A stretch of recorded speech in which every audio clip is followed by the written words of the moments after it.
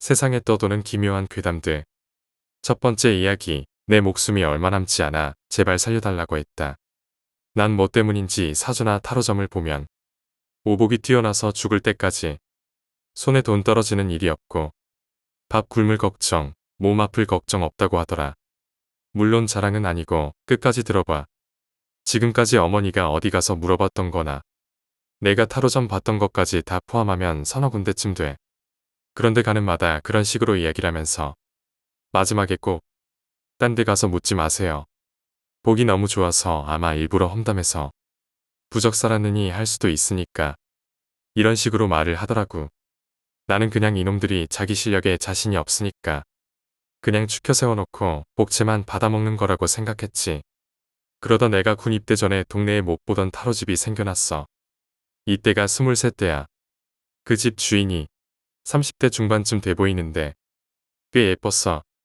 듣기로는 미국에서 대대로 주술이라든지 뭐 이런 계열을 했던 집안인데 그쪽 생활이 너무 질리기도 했고 또 위험하기도 해서 한국으로 넘어왔다네. 그러다 한국에서는 타로가 돈이 벌린다길래 타로로 장사하기 시작했고 사실 타로는 그 사람 전문성에 곁다리 수준이라고 하더라고. 확실히 아주머니가 영어도 유창하고 한국어는 어눌해. 뭐 그딴 건 상관없고 구라든 아니든 그냥 소문이 도니까 관심이 가서 그 집에 가서 타로를 봤지. 근데 그 아주머니가 타로를 봐주면서 예전에 봤던 사람들하고 똑같이 복이 많다고 오복이 뛰어나다고 하는 거야. 그리고 내가 11월 달에 다치는데 그게 나한텐 오히려 좋을 수도 있다더라. 11월이면 내가 입대하고 상병을 찍을 때쯤인데 그게 뭐가 좋은가 하면서 그 일을 잊었어. 그리고 그렇게 군입대를 했고 11월 달 거짓말처럼 다리를 다치고 의가사 제대를 했지. 훈련 중에 다친 거라서 국가유공자 자격이 주어진다더라. 문득 그 아주머니가 생각났어. 그래서 다시 그 타로집에 찾아갔어. 타로를 한 번 더 볼 셈으로 말이야. 아주머니께 물어봤어. 날 기억하시냐고. 11월에 다친다고 하셨는데 진짜 다쳐서 의가사 제대를 했다고 말했지. 그러면서 인사하니까 웃으면서 나한테 하는 말이 다시 올 줄 알았다 이러는 거야. 그리고 덧붙이기를 오늘은 말해줄 게 없다며 이제 여기 오지 않는 게 좋을 거라며 타로를 안 봐주려는 거야. 그래서 내가 왜 그러냐고 하니까 잘 사실 텐데 뭘 더 알려줄 게 있냐면서 뭔가 말하길 꺼려하는 눈치인 거야. 그래서 떠봤지. 딴 집에서도 물어보면 맨날 오복이 뛰어나니까 다른 집 가서 물어보지 마라 이러는데 자꾸 그 소리 하니까 질린다. 그게 진짜 맞느냐. 솔직히 안 믿긴다. 뭔가 숨기는 것 같다. 그렇게 말했어. 그러니까 그 아주머니가 좀 당황하는 것 같더니 그 말이 맞기는 맞대. 맞긴 맞다는 게 그건 또 무슨 소리냐고. 더 캐물어 보니까 하는 말이 오복이 뛰어난데 인생이 24살까지밖에 없네요. 순간 벙쪄서 두 눈 동그랗게 뜨고 쳐다보고 있는데 얼마 안 남으셨다고요. 그것도 겁나 침착하게 말하는데 순간 소름이 돋더라. 그래서 그게 무슨 소리냐고. 당황해서 말이 꼬이고 우다다 하니까 이런 반응을 보이니까 딴 집에서 좋은 말만 하는 거죠. 이러는 거야.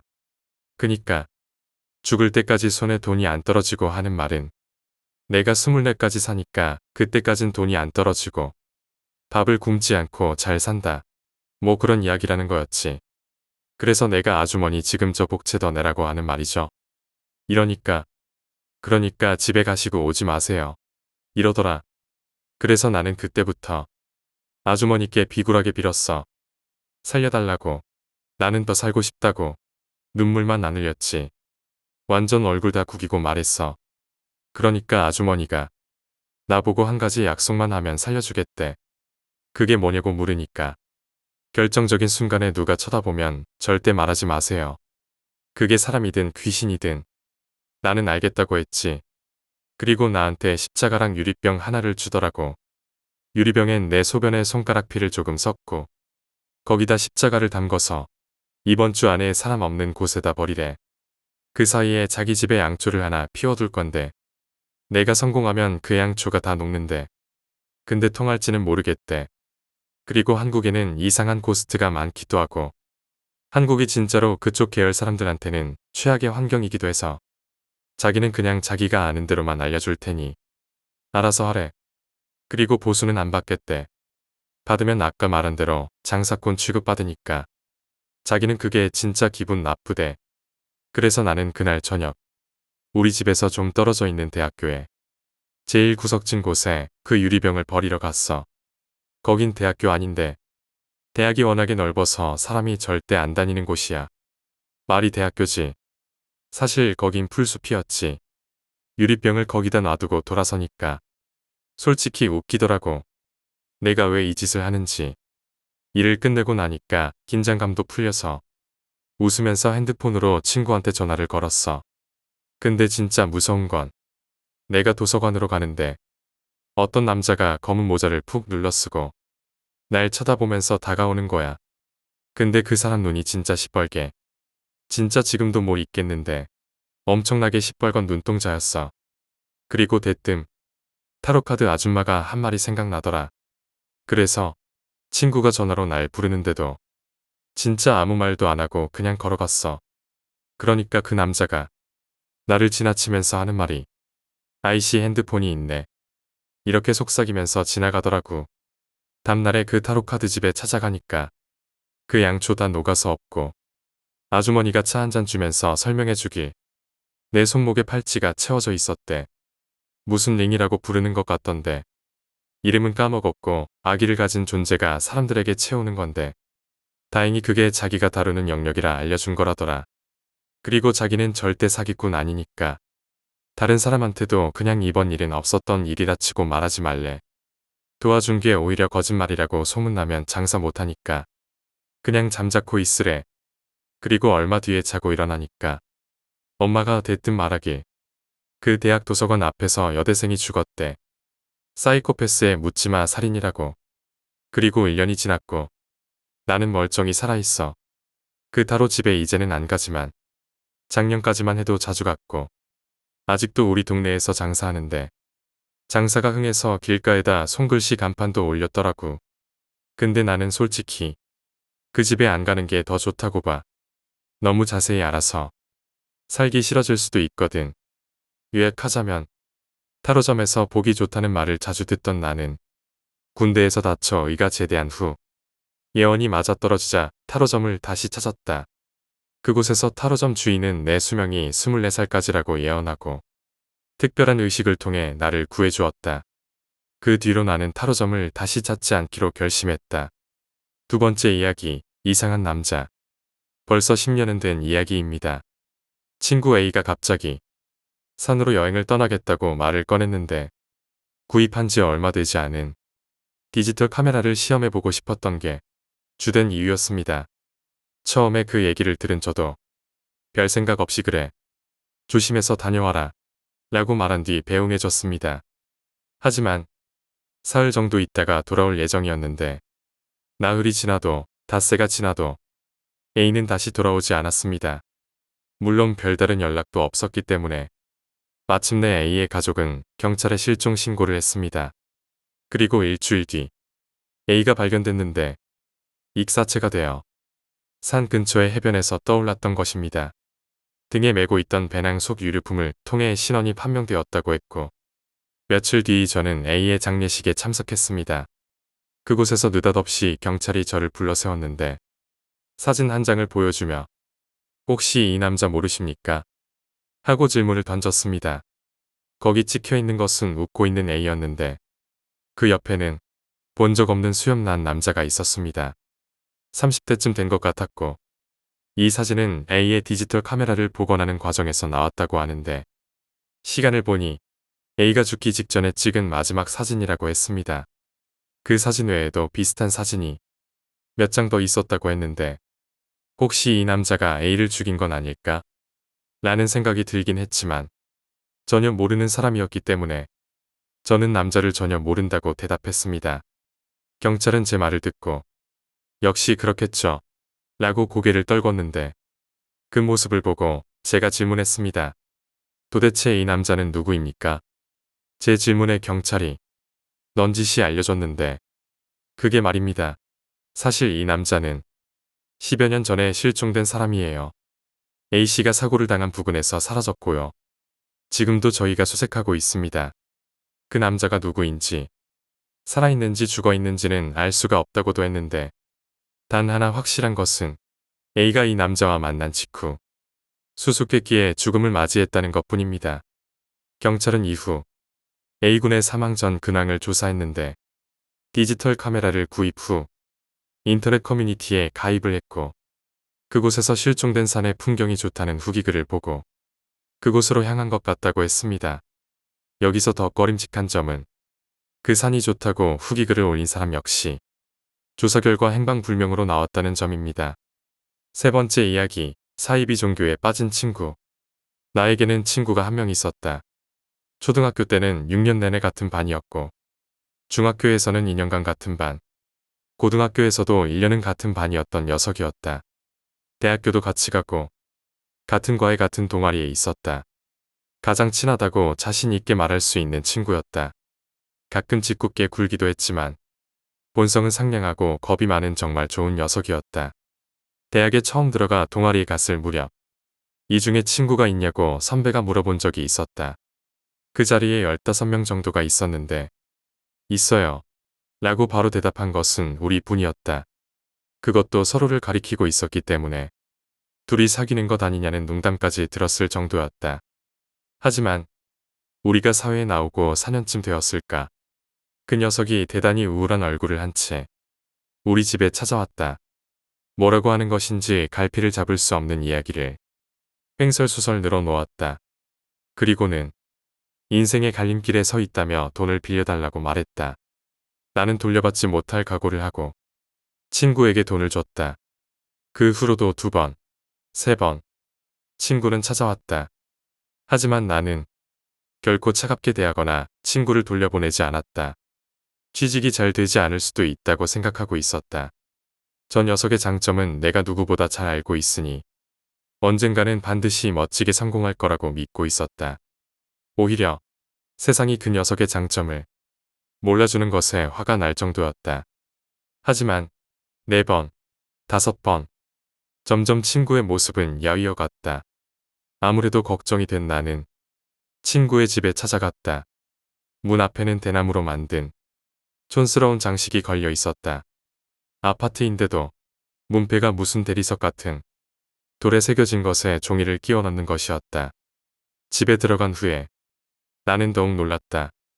그 녀석의 집안은 원래 기독교였던 탓에 방에 십자가가 걸려 있는 것은 나도 잘 알고 있었다. 하지만 그 십자가의 모습이 이상했다. 십자가 하단에 갈고리를 붙인 것 같은 이상한 장식이 벽에 곳곳에 걸려 있었다. 마치 내가 초등학교 시절 미술 시간에 만든 것 같이 조악해 보이는 단지도 있었다. 혹시 이 녀석 생활고에 시달린 나머지 이상한 종교에 빠진 것은 아닐까. 그런 생각이 들어 나는 그 단지에 손을 대려고 했다. 손대지 마라. 가오를 빼앗아 갈 생각이냐. 라고 친구가 말했고 무서웠다. 몇 번이나 싸우면서 함께 자랐던 친구였다. 서로에게 화가 나서 말을 하지 않았던 적도 있고 서로 때린 적도 있었다. 하지만 그때처럼 죽일 듯이 노려보는 친구의 모습은 본 적이 없었다. 대충 웃음을 지어 넘겼지만 친구는 내가 집에 갈 때까지 나의 일거수일투족을 계속 지켜보고 있었다. 지금은 시련의 시기야. 신께 선택받은 인간에게 내려지는 고행의 가운데 있는 거다. 이걸 불행하다고 생각하는 놈은 신께 버림받을 거야. 내가 친구라고 불렀던 녀석은 이미 죽은 지 오래였다. 이렇게 해서 우리들의 우정은 어이없게 붕괴됐다. 나는 그 녀석의 부모님에게 전화를 걸어 모든 것을 이야기했다. 이미 친구인 내 말은 듣지 않을 것 같았기에 울면서 두 분께 매달렸다. 그리고 종교피해 지원 단체와 함께 나는 친구의 집에 가게 되었다. 친구는 온갖 욕을 하며 우리를 악마로 몰아붙였다. 모든 사람을 악마라고 부르며 나는 악마장군이라는 소리를 들었다. 어째서 인간이 저렇게까지 심한 말을 할 수 있을지 몰랐다. 하지만 정작 가장 친한 친구를 이런 식으로 잃고 나니 이제야 알 것 같다는 생각이 든다. 4번째 이야기, 시체 냄새.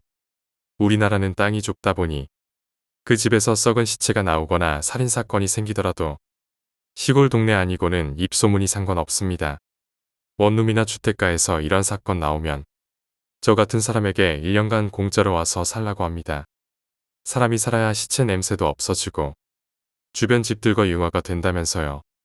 이것도 양심 있는 집주인의 생각이고 대부분 꺼림칙한 집의 처분을 말씀드리겠습니다. 일단 요즘은 원룸이 많습니다. 현실이 그렇듯 대부분 세입자이고 집주인은 따로 있습니다. 이 건물들의 관리는 청소업체와 부동산에서 관리를 합니다. 실제 사건으로 말씀드리겠습니다. 이혼 후에 혼자 살던 40대의 남자가 당뇨로 건강이 악화되어 10월에 고독사를 하게 됩니다. 2달 후에 추워진 한겨울, 이웃집 여자가 건물에서 썩은 냄새가 난다 하여 신고를 합니다. 창문으로 사체를 확인 후 창문을 뜯고 들어가 집안 문을 엽니다. 하필이면 그 집이 가스가 끊겨서 사체의 바로 옆에 전기 스토프가 켜져 있었기 때문에 약간 서늘한 날씨에도 불구하고 사체가 짙은 녹색으로 푹푹 불어서 썩은 피와 부유물들이 방 한가득입니다. 12월인데도 구더기가 바글바글하고 구석진 곳마다 까맣게 번데기로 된 구더기들이 있습니다. 사체를 옮기고 부동산은 건물 청소 업체에 청소를 넘깁니다. 이분들의 작업 방식은 우선 집안의 집기를 모두 밖으로 꺼내고 장판과 벽지를 벗깁니다. 그리고 세정제로 청소를 하고 마지막은 크레졸이라고 하는 병원에서 수술 집기들을 살균하는 약을 뿌려줍니다. 이렇게 하고 대금을 받거나 청소 파출부 아줌마들을 불러 감독합니다. 이제 부동산에서 방은 다시 내놓습니다. 주변과는 조금 싸게 내놓거나 아무 일 없었던 듯이 주변 주택의 시세와 같게 방을 내놓습니다. 이번에는 조금 싸게 내놓아서 아무것도 모르는 세입자가 들어왔습니다. 하지만 이 사람은 이사 후 이틀 만에 집에서 썩은 내가 난다며 보증금을 빼서 나갔습니다. 부동산도 일이 커질까 빨리 보증금을 내줍니다. 제가 그 집에 가서 안방의 장판을 들추어 보니 시멘트에 까맣게 핏물이 스며들어 있습니다. 이건 시멘트만 락스로 닦는다고 없어지는 냄새가 아닙니다. 설비업체를 불러서 시멘트를 깝니다. 보일러 호스와 모래들이 채워져 있는데 거기까지 핏물이 스며들어서 냄새가 올라오는 것이지요. 이틀간 공사를 진행하고 인부 2명의 재료비까지 100만원 선에 처리합니다. 다른 업체 작업을 보면 마스크를 끼고 외국산 약품이라며 소독하던데 원인을 뽑아내야지만 냄새가 근본까지 처리됩니다. 참고로 저는 이런 청소업에 있지 않습니다. 냄새의 원인 제공을 처리한 후에 부동산에서 다시 방을 내놓습니다. 싸니까 빨리 나가지요. 제가 가끔 그쪽으로 지나가 보면 여느 살림집처럼 잘 살고 있더군요. 세입자는 전혀 모르겠지요. 모르는 게 약이고요. 주변에서도 금방 잊혀집니다. 이렇듯 요즘은 집주인이 건물 관리를 대행으로 맡기고 세입자 간의 이웃사촌이 아닌 생판 모르는 남으로 살고 있다 보니 내가 살기 전에 이 집은 어떤 집이었는지 모릅니다. 번외로 사우나나 찜질방에서 사람들이 가끔씩 죽고는 합니다. 이유는 대개 음주나 심근경색인데 일단 사람이 죽으면 시체를 들쳐 업고 밖으로 나와 병원으로 갑니다. 병원으로 옮겨지다가 죽은 것으로 처리해야 하기 때문이죠. 주인은 항상 일을 조용히 처리합니다. 사람들의 입소문이라는 걸 정말 무서워하기 때문이죠. 5번째 이야기, 소름 끼치는 유괴범. 2000년대 초반, 대부분의 아이들이 그렇듯 저도 태권도 학원과 속셈 학원을 다니고 있었습니다. 그날도 태권도 학원이 끝나고 바로 속셈 학원을 갔지요. 가정집을 학원으로 운영하고 있어서 신발을 벗고 수업을 받아야 하는 곳이었는데 집에 가려고 보니 제 신발이 없어진 겁니다. 메이커도 아닌 낡은 시장표 운동화인데 현관과 신발장을 아무리 찾아도 없었습니다. 훔쳐간 자식은 완전 범죄를 꿈꿨는지 본인의 신발도 없더군요. 원장 선생님께 얘기했습니다. 집에 가야 하는데 신발이 없어졌다고.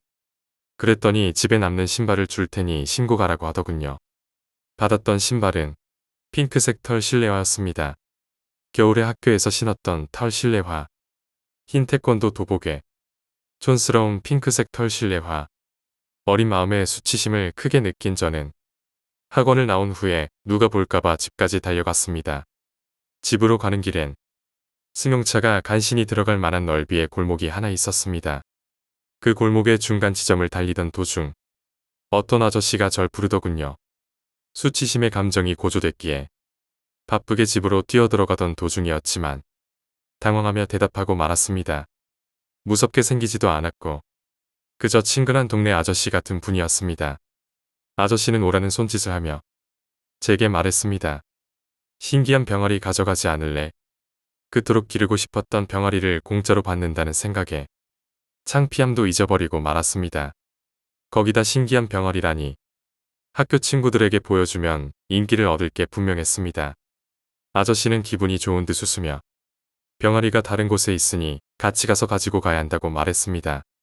하지만 얘기를 하는 도중에도 내심 실내화가 신경 쓰였던 저는 멀어요. 저 지금 빨리 가봐야 되는데요. 하고 대답했습니다. 그랬더니 아저씨는 골목 안에 있는 다른 길을 가리키셨고 저쪽으로 들어가면 아저씨가 사는 집이 있는데 거기 있으니 같이 가자고 했습니다. 그쪽으로 가면 다른 사람들이 핑크색 실내화를 볼까봐 아저씨가 가지고 오면 안 돼요. 라고 말했더니 같이 가지 않으면 줄 수 없다고 하며 같이 가야 한다고 하더군요. 갈까 말까 고민하던 차에 골목 입구로 사람들이 들어오는 게 눈에 보였습니다. 핑크색 실내화를 보고 사람들이 비웃겠다는 생각에 아저씨 됐어요. 저 빨리 가봐야 해요. 하고 뒤도 안 보고 집까지 달렸습니다. 집에 와서 부모님께 병아리를 얻어올 뻔했다라고 말하니 모르는 사람 따라가면 안 된다며 절 혼내셨습니다.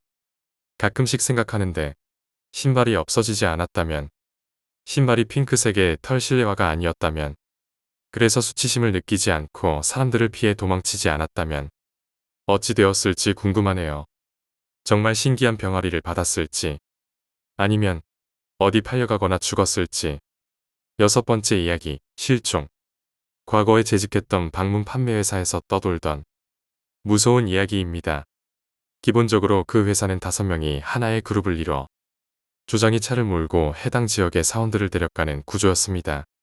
일반 영업사원들은 그 지역에서 계약을 권하고 실제로 계약이 성사가 되면 조장이 차에서 계약서를 가져가 계약을 체결하는 시스템입니다.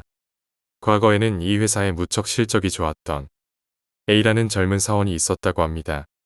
B그룹 조장 G씨는 입사할 무렵부터 A를 잘 챙겨줬기에 A는 G씨 그룹에서 일하는 경우가 많았습니다.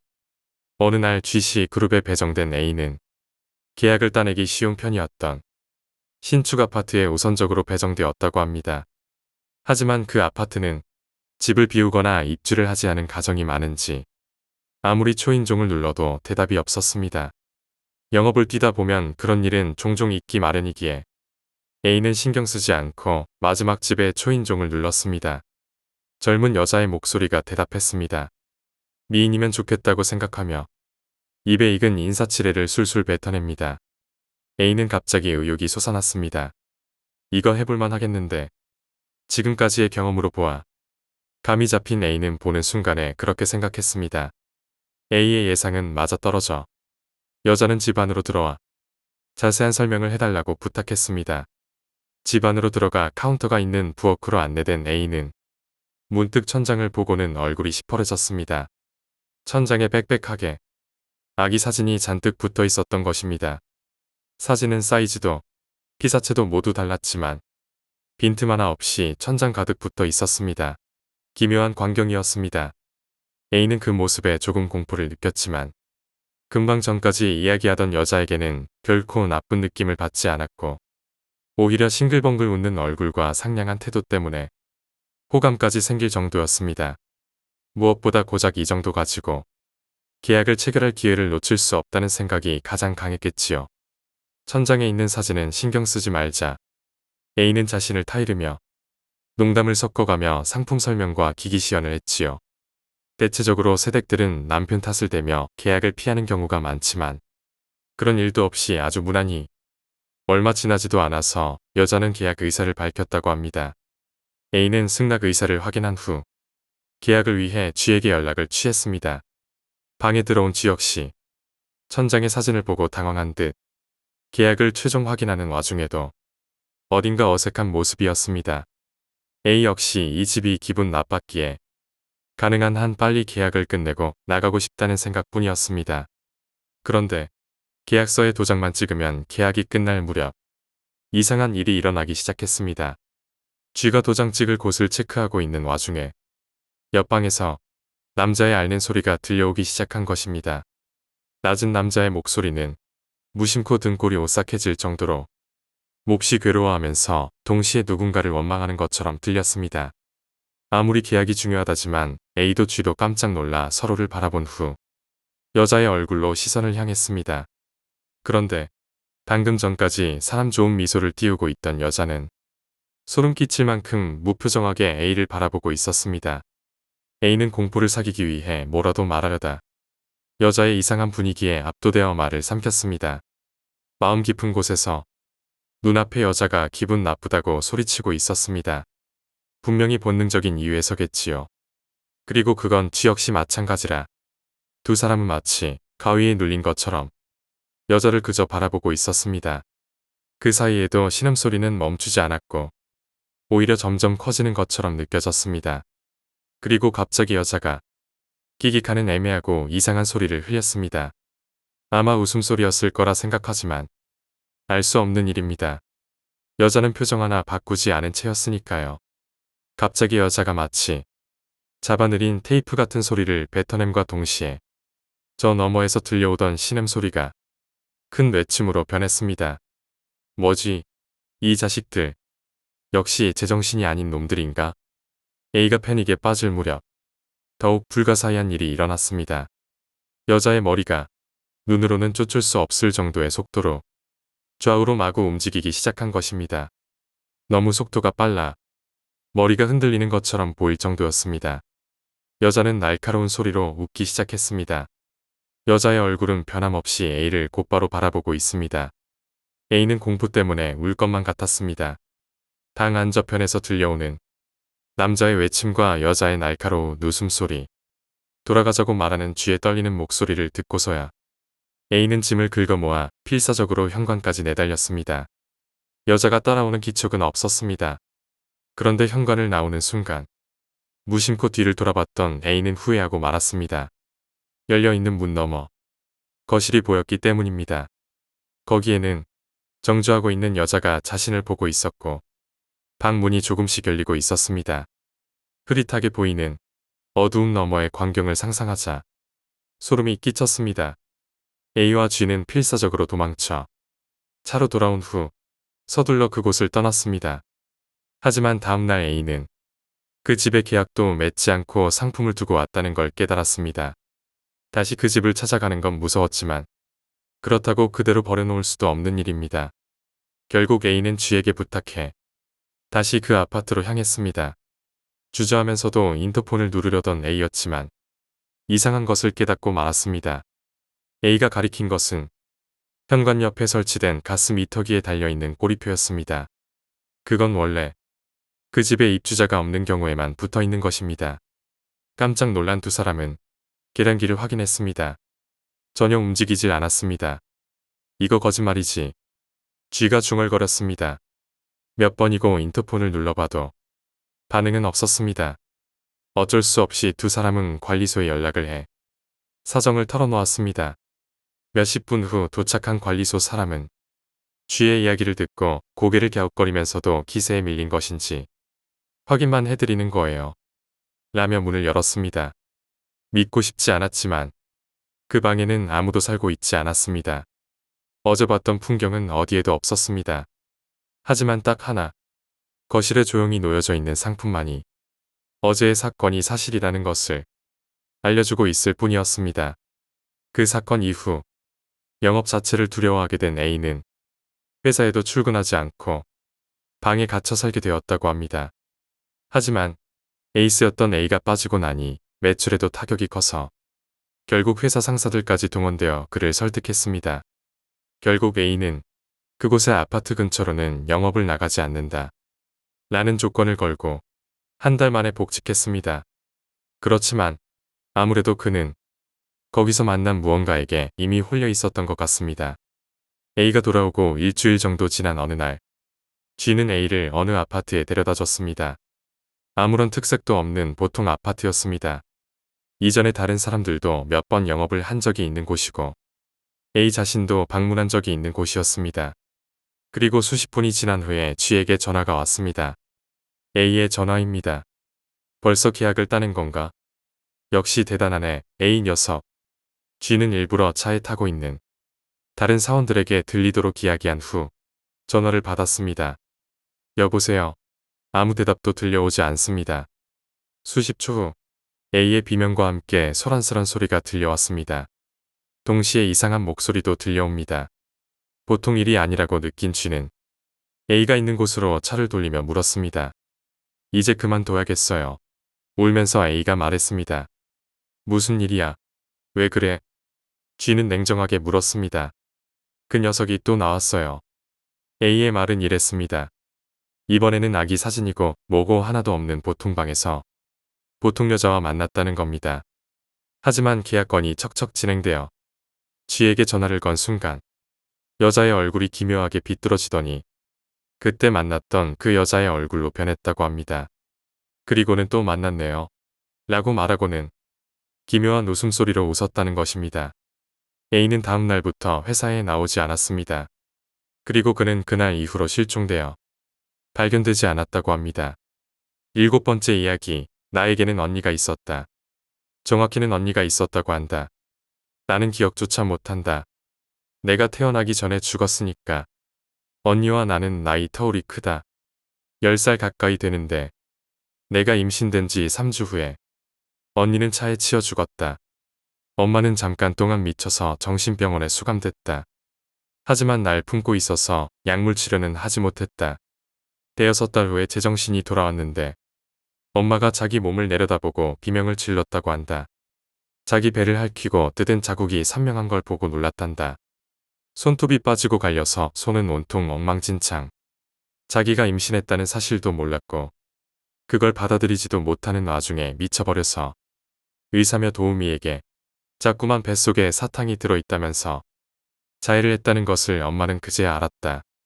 하루에도 몇 시간씩 굴고 뒹굴고 소리 지르다가 발작을 하듯 웃는 그런 소리를 내다가 쓰러져 잠들었던 엄마는 정신적으로 쇼크를 받은 것은 낫기가 힘든데 신기하다며 의사가 혀를 내두르는 걸 듣고 내 덕에 제정신을 차린 거라면서 날 복덩이라고 불렀다. 오빠는 언니보다 2살이 많았다. 사춘기를 엄마 없이 보낼 뻔한 오빠를 내가 구한 거라면서 날 예뻐라 했다. 난 그때까지도 내게 언니가 있었다는 걸 몰랐다. 10살 생일날 가족들이 빙 둘러서 케이크에 촛불을 켰을 때 난 정신을 잃었다. 일렁이는 촛불을 보다가 눈앞이 흐려진 게 마지막이었다. 정신을 차려보니 엄마는 목을 놓고 울고 있었다. 군대에서 휴가를 나와 있던 오빠는 까까머리속이 다 보이도록 고개를 푹 숙이고 말없이 울고 있었고 아버지는 입을 꾹 다물고 깨진 접시를 치우고 있었다. 하지만 그 손등 위로 눈물이 떨어지고 있던 것을 나는 보았다. 생일 파티는 엉망진창이었다. 며칠간 어머니는 말을 잃었다. 아버지는 내가 배웅하러 나갈 적마다 나를 서글프게 바라보다가 머리를 쓰다듬어 주시곤 했다. 오빠의 말은 이랬다. 내가 촛불을 끄길 기다리는데 갑자기 내가 고개를 푹 숙이더니 막 울었다고 했다. 가족들은 생일날 애가 왜 울고 있나 싶어서 달래고 있는데 내가 고개를 숙인 채 울먹이는 목소리로 나 없이 A가 잘 지내서 좋은데 난 생일 케이크 못 먹어서 얄미워. 근데 A를 미워해서 미안해. 이러더란다. 어머니는 말뜻을 깨닫자마자 엉엉 우시고 오빠랑 아버지는 아직 영문을 모르고 계시는데 내가 다시 오빠한테 말하길. 학교에서 오빠 모른 척해서 미안해. 밉다고 해서 미안해. 많이 좋아해 미안해. 그 말을 듣고 오빠는 들고 있던 접시를 떨어뜨렸고 사방으로 파편이 튀었는데 아무도 감히 주울 생각을 못했다고 한다. 그러고 한참을 울다가 엄마 아빠 오빠 다 너무너무 사랑해. 먼저 가서 미안해. 계속 지켜줄게. 그 말을 하고서 쓰러졌단다. 이날 이후부터 케이크와 과자뿐이었던 내 생일상에는 과일과 전 그리고 10개의 초가 꽂힌 떡이 올라오게 되었다. 그럴 적마다 나는 이유 없이 어린아이처럼 기쁜 마음을 감출 수가 없다. 내 나이 20이 된 지금까지 나는 영혼을 믿는다.